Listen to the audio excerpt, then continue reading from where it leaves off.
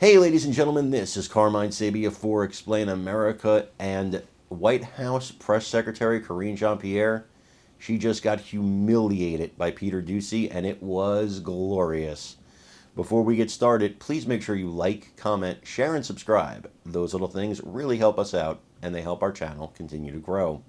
You know, the things that President Trump did to secure our nation and secure our border, a lot of times he was called a racist for these things.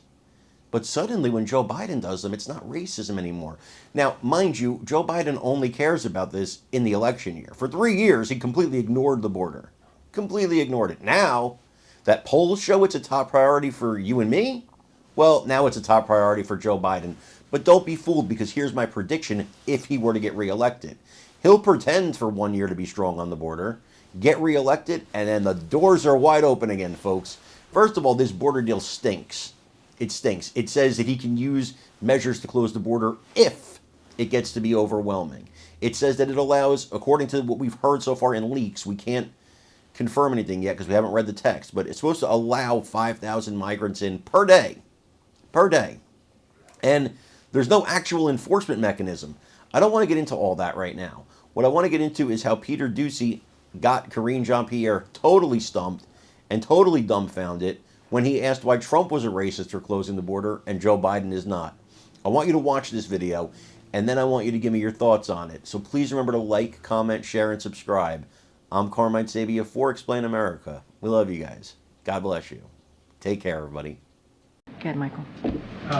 Back in the winter of 2018 and the spring of 2019, President Trump vowed to shut down the border with Mexico, using almost the identical language that the president used on Friday. Many, if not most, if not practically all Democrats called that xenophobic and even racist.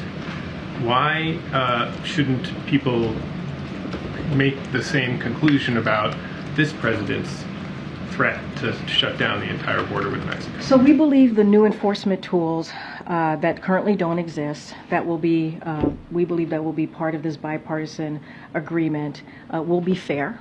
We believe it'll be tough, but it will be fair. But he didn't say he wanted to use, excuse me, sorry to interrupt. He didn't say, on day one, I will use enhanced enforcement to improve the processing of people at the border.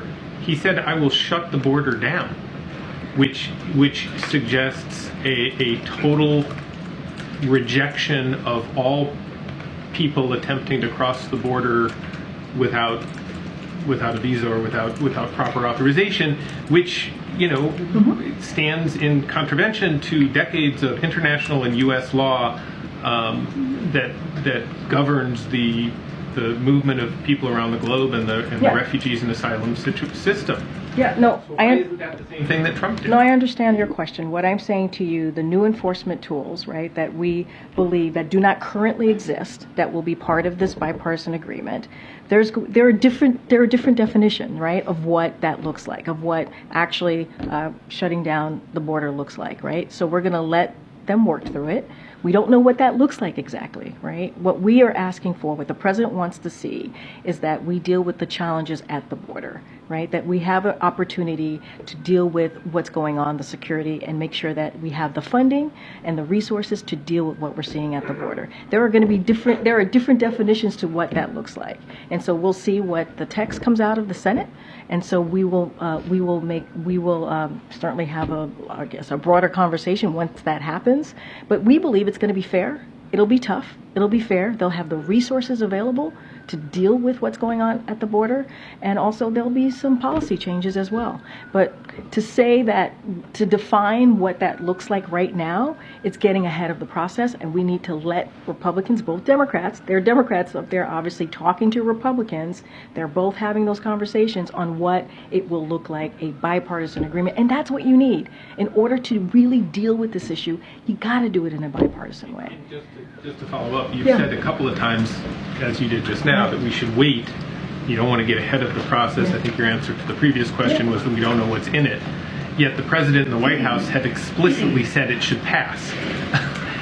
So how is it that on the one hand the president has said, pass this thing and send it to me, but then when asked about it, you say, well, I don't want to get ahead of it, we don't know what's in it. How could you say you want to pass it when you don't know what's in it. Here's the thing. Both things could be true, and I'll explain why.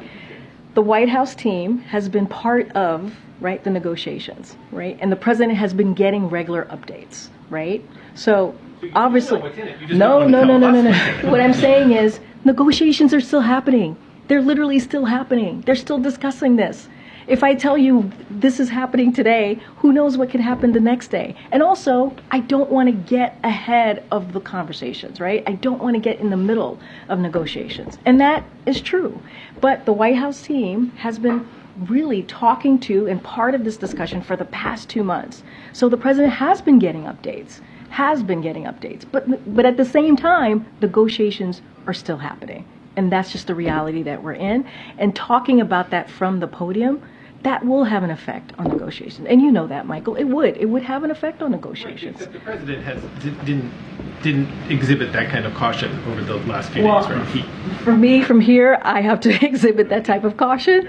And the president is the president, right? And he wants to give confidence to the American people that he believes this is going to be, yes, it's going to be tough, but it's also going to be fair. And we have to, in order to deal with this situation, and it'll be a historic, if it gets done, this will be a historic deal. But, we have to get this done in a bipartisan way. We truly do.